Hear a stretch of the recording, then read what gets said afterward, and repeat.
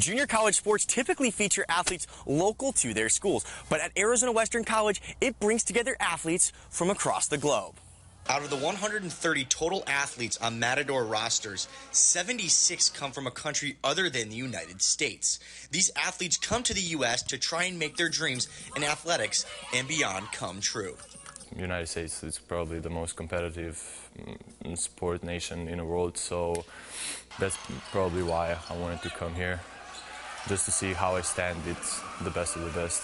But the people who talk English in Spain, they are they works really good. AWC coaches can't travel overseas, so the Matador coaches use the internet and social media to help discover talent beyond the U.S. So an English player brings different tactical approaches than a player from, say, Japan or Yuma or Phoenix or Los Angeles.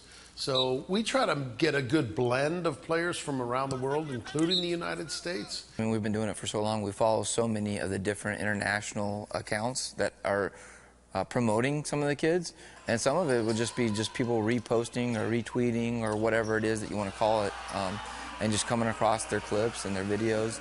The success of AWC teams on the national stage has made the Matadors an attractive destination, and many recruits even reach out to the programs. They often get in contact with us and are just willing to play here, and we get from 10 to 50 videos sent to us per day, and from all over the world. In many cases, the JUCO route is more attractive to international athletes than American athletes, especially since many JUCOs don't have an English language requirement.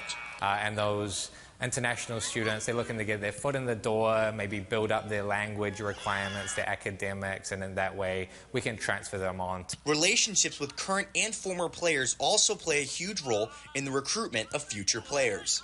Everyone we bring in has a little brother or a friend who's younger than them who may want to play in the United States. One of the biggest draws to international recruits is the superb English as a second language program that AWC offers. A lot of our players, if they have to go into the ESL program, they fit right in, and those professors really take care of them. Despite the English as a second language program, the adjustment to using English in classrooms can still be very challenging. When I came here the first year, I studied. That was hard, but I had a little time to adapt my brain to be able to study in English, but after that, I feel that I'm good. Well, firstly, it's a little bit difficult because of us in the language. It's a little bit difficult, but then it's going better, much better. According to scholarshipstats.com, a little over 7% of high school athletes go on to play a varsity sport in college. It's a big step in competition, but an even bigger leap for international players. It's hard. Sometimes freshmen don't figure it out until the sophomore year. The American game is played so much faster and much more physical.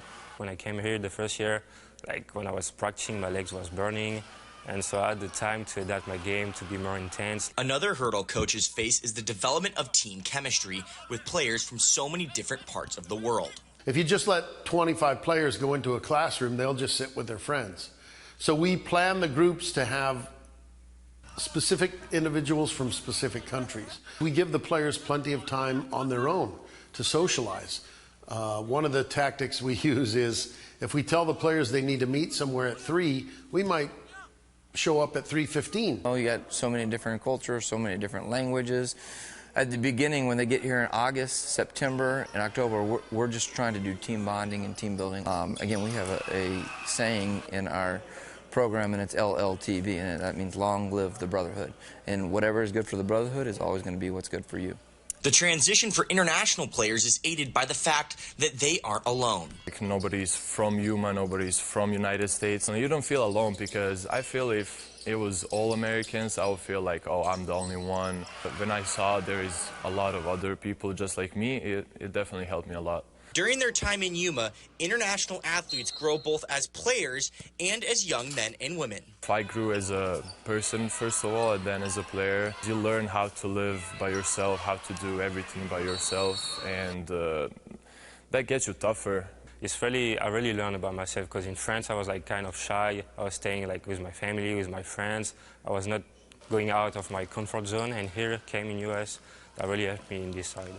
The diversity and cultural experiences that these athletes are exposed to during their time at AWC will pay dividends in their lives beyond college and sport. I like the blend that our team has. Academics, social connections, cultural understanding, that's all more important than anything on the field.